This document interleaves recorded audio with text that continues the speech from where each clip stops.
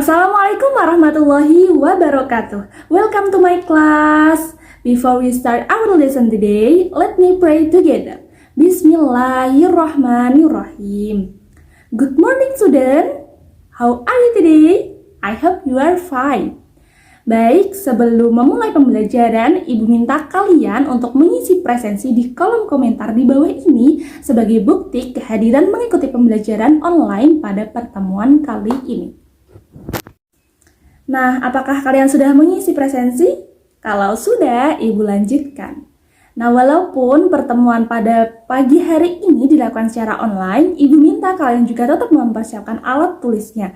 Nanti sambil dibahas, sambil dicatat hal-hal yang perlu dicatat.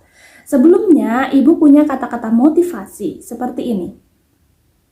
Tidak ada gunanya kata-kata penyemangat belajar online kalau tidak dimulai dengan aksi. Sejatinya, setumpuk buku itu tidak ada gunanya kalau tidak ditindaklanjuti. Jadi kuncinya kita harus bergerak, semangat belajar. Oke? Ibu sebelumnya sudah mempersiapkan alat peraga. Ibu akan tunjukkan alat peraganya. Ini.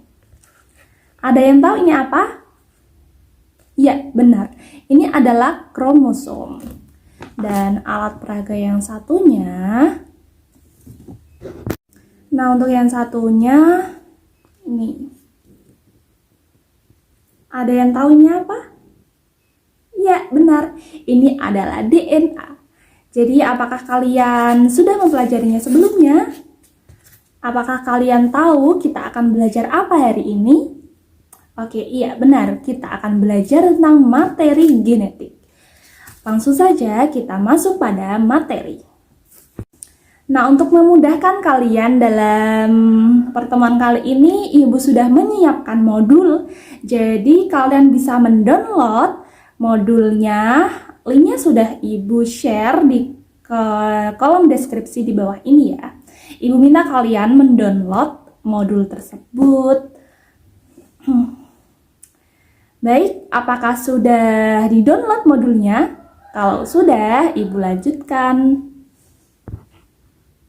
Gambar, bisa dilihat gambarnya ya.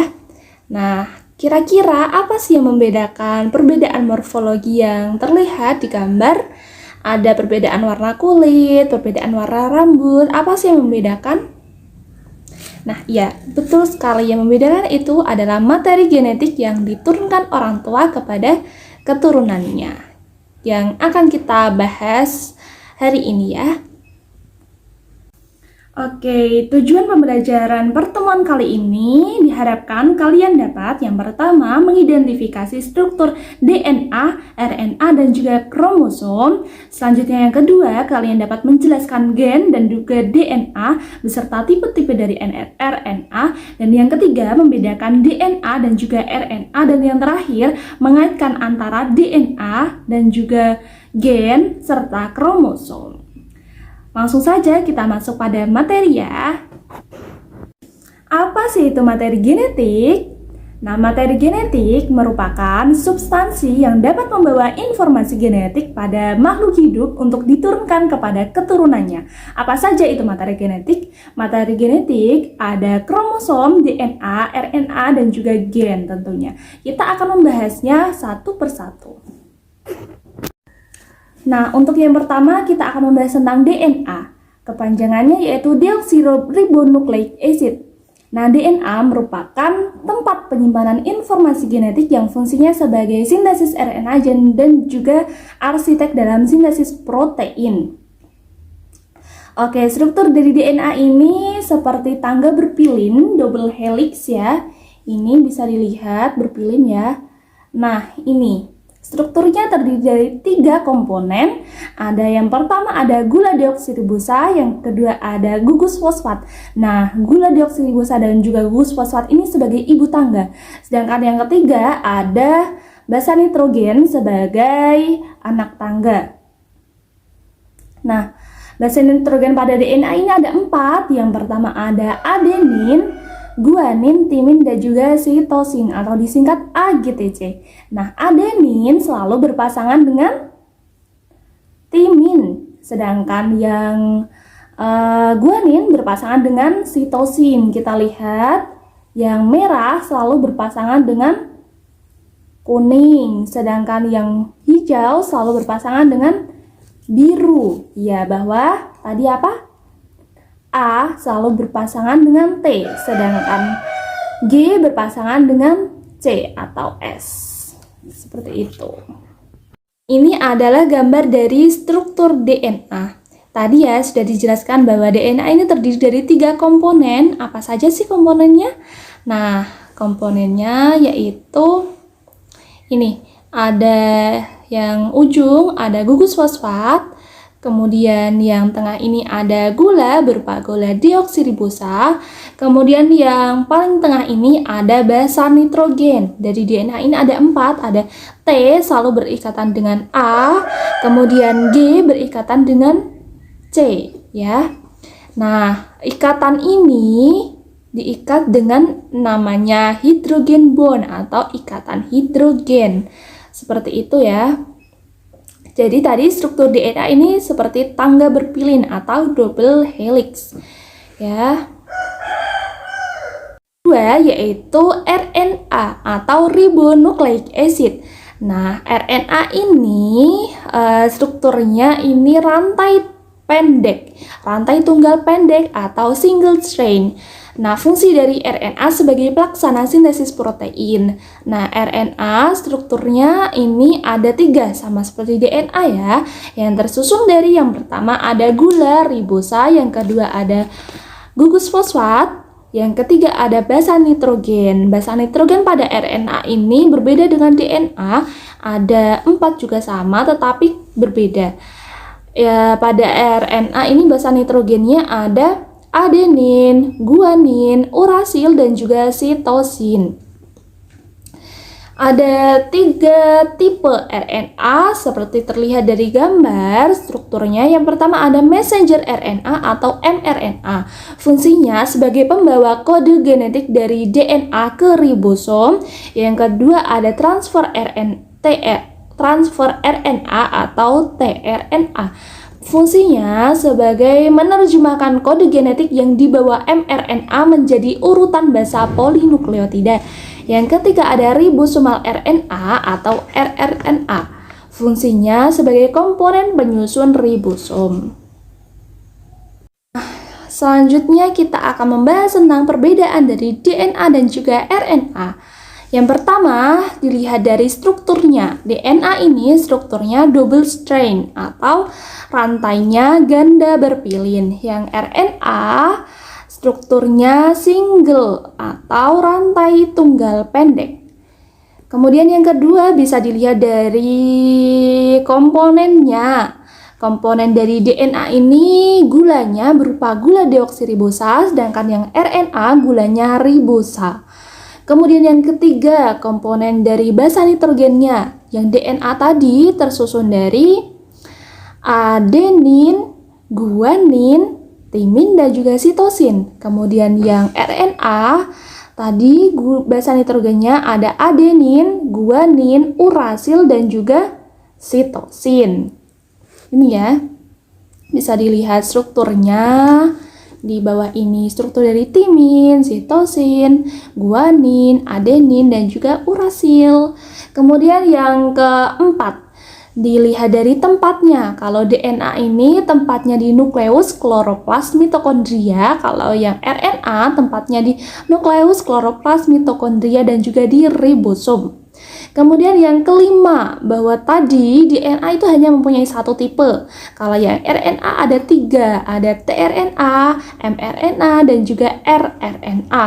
Untuk yang terakhir, kita lihat dari fungsinya. Fungsinya kalau yang DNA sebagai sintesis protein dan juga arsitek dari, kalau DNA ini fungsinya sebagai sintesis RNA dan juga arsitek dari sintesis protein. Kalau yang RNA ini sebagai pelaksana sintesis protein.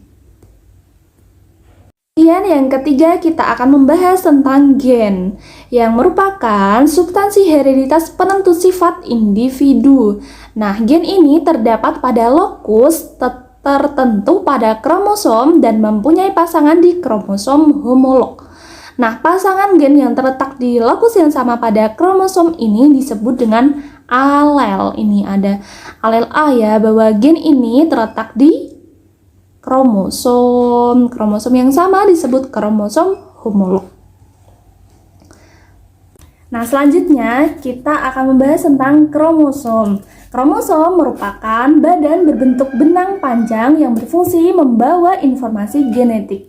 Nah, kromosom ini tersusun dari benang-benang kromatin. Benang kromatin ini terdiri dari serabut protein, DNA, dan juga RNA. Dan kita lihat struktur dari kromosom. Kita lihat yang tengah ini ada yang namanya sentromer dan ini ada lengan kromosom. Untuk lebih jelasnya kita lihat di sini. Nah, struktur dari kromosom ini yang pertama ada kromonema, merupakan pita spiral yang mengalami penebalan. Ini ya kromonema. Kemudian yang kedua ada kromomer. Kromomer merupakan penebalan dari kromonema. Yang ketiga ada satelit. Satelit bagian bulat di ujung kromosom. Kemudian yang keempat ada lekukan. Lekukan ini bagian kromosom yang mengalami penyempitan sehingga ini nampak mengecil. Kemudian yang terakhir ada telomer. Telomer ini ujung dari kromosom. Nah, kita tadi sudah mempelajari tentang pengertian gen, DNA, kromosom, RNA. Kita sudah mempelajari tentang strukturnya, tipe-tipenya, fungsinya, perbedaannya. Nah, kita sekarang akan mengaitkan antara gen, DNA, dan juga kromosom. Keterkaitannya bagaimana sih? Nah, gen merupakan bagian dari DNA karena segmen DNA akan membentuk gen. Sebagaimana Gardner menyatakan bahwa gen are organized into linear array in chromosome. Selanjutnya, gen-gen terangkai dalam satu kromosom. Nah, untuk selanjutnya Ibu punya pertanyaan dan nanti kalian bisa menjawab di kolom komentar ataupun di grup WhatsApp. Nanti kita sama-sama diskusi ya. Pertanyaannya yaitu bagaimana proses pemasan DNA dalam kromosom? Langsung dijawab ya di kolom komentar ataupun di grup WhatsApp. Nanti kita akan diskusi mengenai itu. Nah, apakah ada yang bisa mereview pembelajaran pada pertemuan kali ini? Baik, kalau belum ada, Ibu minta kalian untuk meresum apa yang sudah kita bahas pertemuan kali ini, nanti di foto dan di-share di grup WA. Oke, Ibu kira cukup? Sebelum Ibu akhiri, apakah ada yang ingin ditanyakan atau ada yang kurang paham, kurang jelas? Bisa ditanyakan di kolom komentar ataupun di grup WhatsApp, ya. Nah, untuk memperdalam pemahaman materi genetik, Ibu minta kalian mengerjakan soal yang ada di modul ya, yang paling bawah. Nah, untuk pertemuan selanjutnya kita akan membahas tentang sintesis protein. Jadi, Ibu minta kalian untuk mempelajari dulu ya.